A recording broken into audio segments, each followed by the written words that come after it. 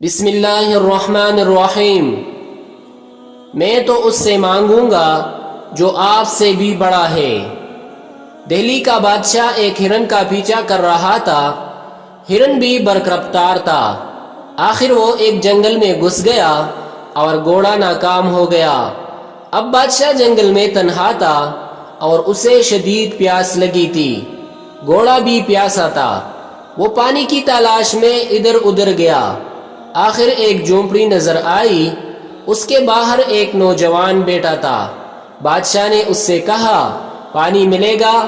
نوجوان نے بادشاہ کا لباس دیکھا، گھوڑا دیکھا تو محسوس کر لیا کہ کوئی بڑا آدمی ہے۔ بولا، تھوڑا سا پانی ہے، پیش کر دیتا ہوں۔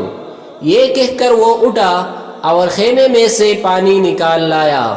بادشاہ نے احسان بری نظروں سے اسے دیکھا اور بولا، میں دہلی کا بادشاہ شاہ جہان ہوں، تم میرے محل میں آنا، تمہیں انعام و اکرام دوں گا۔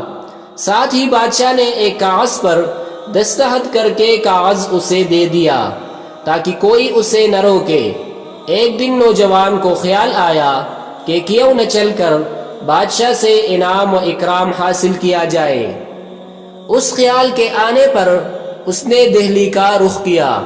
آخر بادشاہ کے محل تک جا پہنچا۔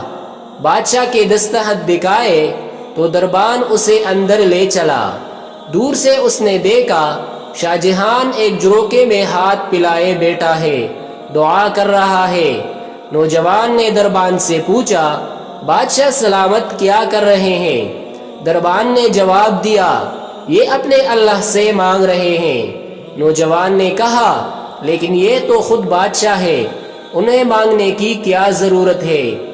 دربان نے جواب دیا، سبھی اللہ سے مانگتے ہیں، وہی سب کو دیتا ہے۔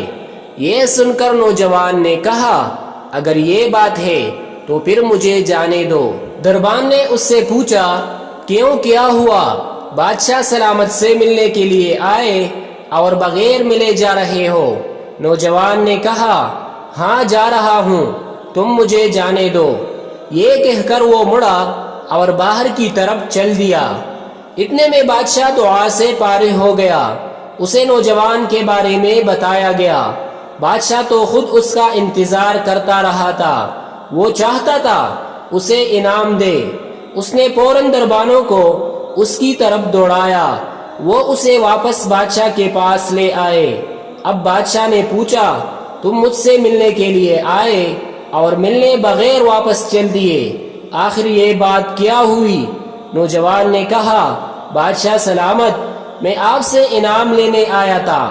آپ اتنے بڑے بادشاہ ہیں، اس کے باوجود آپ خود اللہ کے سامنے ہاتھ پھیلائے بیٹھے تھے۔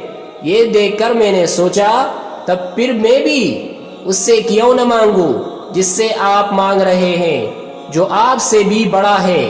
نوجوان کا جواب سن کر بادشاہ اور دوسرے لوگ حیرت زدہ رہ گئے۔